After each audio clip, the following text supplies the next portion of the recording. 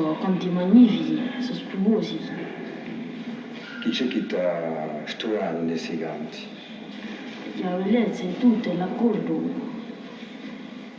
tutto qua.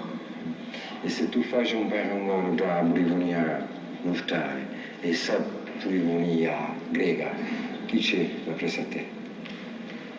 Tutti i canti sono belli, la polifonia, se luce l'accordo e l'armonia, l'importante del canto è lo stesso, è armonioso e è bello.